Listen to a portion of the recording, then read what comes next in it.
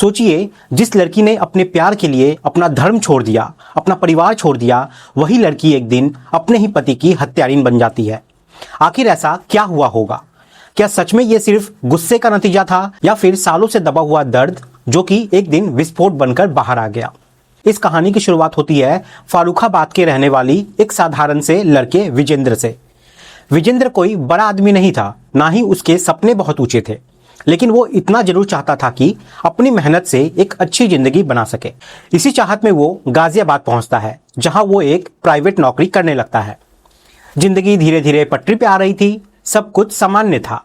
लेकिन साल 2015 में एक छोटी सी चीज उसकी जिंदगी को हमेशा के लिए बदल देती है, और वो थी फेसबुक। फेसबुक पर उसने अपना अकाउंट बनाया। शुरुआत में ये उसका टाइम पास का जरिया था, कभी किसी को फ्रेंड रिक्वेस्ट भेजना, कभी किसी की रिक्वेस्ट को स्वीकार करना। लेकिन एक दिन उसे एक ऐसी रिक्वेस्ट आती है जो उसकी जिंदगी की दिशा ही बदल देती है। उस लड़की का नाम था सोनिया। विजेंद्र ने रिक्वेस्ट स्वीकार किया और धीरे धीरे दोनों के बीच बातचीत शुरू हो गई। शुरुआत में सामान्य बातें होती थी, लेकिन फिर ये बातें धीरे धीरे लंबी होने लगी। दिन में कई कई बार चैट, रात को घंटों बातें, और फिर दोनों एक दूसरे के करीब आते गए। कब ये दोस्ती प्यार में बदल गई, उन्हें खुद भी पता नहीं चला।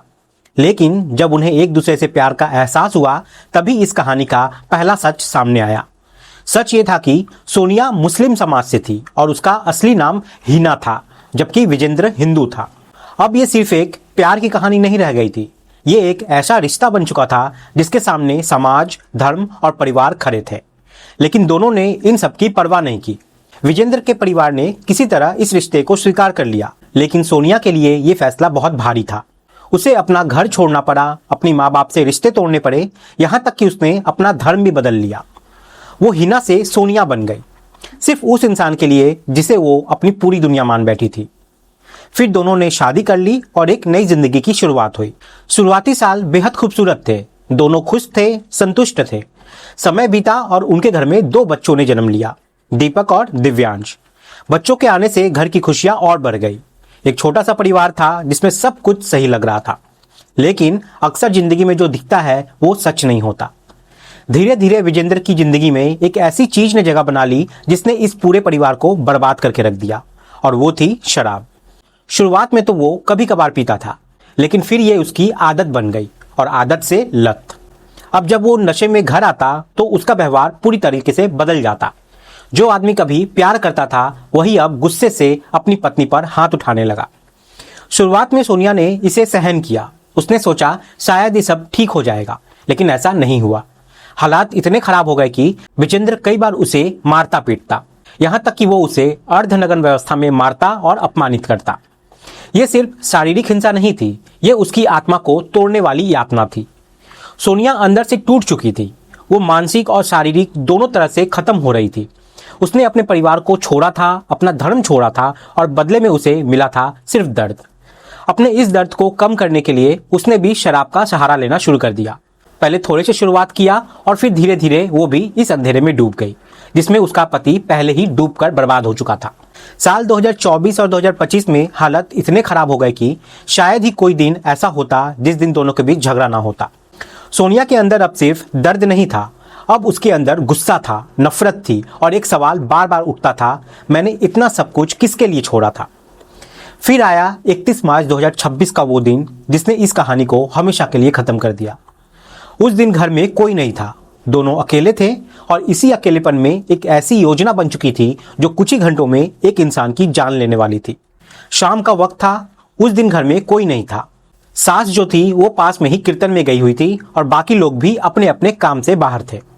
घर के अंदर सिर्फ 2 लोग थे, विजेंद्र और सोनिया, और दोनों के बीच सालों का जमा हुआ दर्द। दोनों ने साथ बैठकर शराब पीनी शुरू कर दी। ये उनके लिए कोई नई बात नहीं थी, लेकिन उस दिन सब कुछ अलग था। सोनिया ने धीरे धीरे विजेंद्र के लिए पैक बनाना शुरू किया। हर बार वो उसके गिलास में ज्यादा शराब डालती और खुद के लिए कम। वो चाहती थी कि विजेंद्र पूरी तरीके से नशे में डूब जाए, इतना कि उसे समझ ही नहीं आए कि उसके साथ क्या होने वाला है। विजेंद्र लगातार शराब पीता रहा और कुछ ही देर में वो बुरी तरीके से नशे में चूर हो गया। इसी बीच दोनों के बीच बातचीत शुरू हुई। शुरुआत में ये सामान्य थी, लेकिन फिर अचानक विजेंद्र ने नशे में सोनिया को ताना मार दिया और कहा कि वो भी अब शराब पीने लगी है और उसे ये सब छोड़ देना चाहिए। अब ये बातचीत धीरे धीरे बहस में बदल गई और बहस ने झगड़े का रूप ले लिया। विजेंद्र ने हमेशा की तरह उसे मारने की कोशिश की, लेकिन इस बार हालात अलग थे। वो इतना नशे में था कि ठीक से खड़ा भी नहीं हो पा रहा था। उसका हर वार कमजोर था, उसका शरीर उसका साथ नहीं दे रहा था और यहीं पर मौका था जिसका इंतजार सोनिया को शायद बहुत समय से था। उसने विजेंद्र को जोर से धक्का दिया, जिससे वो संतुलन खोकर गिर गया। इसके बाद उसने पास रखा डंडा उठाया और बिना रुके उस पर वार करना शुरू कर दिया। हर वार के साथ जैसे वो अपने अंदर जमे हुए दर्द को, हर अपमान को और हर आंसू का हिसाब चुकता कर रही थी। विजेंद्र अब पूरी तरह बेबस था। वो छटपटा रहा था, खुद को बचाने की कोशिश कर रहा था, लेकिन सोनिया के गुस्से के सामने वो पूरी तरह कमजोर पड़ चुका था।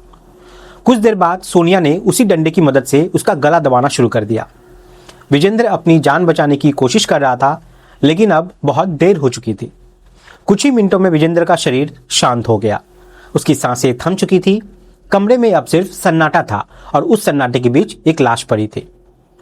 हत्या करने के बाद भी सोनिया के चेहरे पर कोई घबराहट नहीं थी। उसने विजेंद्र के शरीर को घसीटकर चारपाई पर लिटा दिया, जैसे वो सिर्फ सो रहा है। लेकिन किस्मत को शायद कुछ और ही मंजूर था। उसी समय उनका बड़ा बेटा दीपक, जिसकी उम्र लगभग 9 साल थी, वो वहां पहुंच जाता है।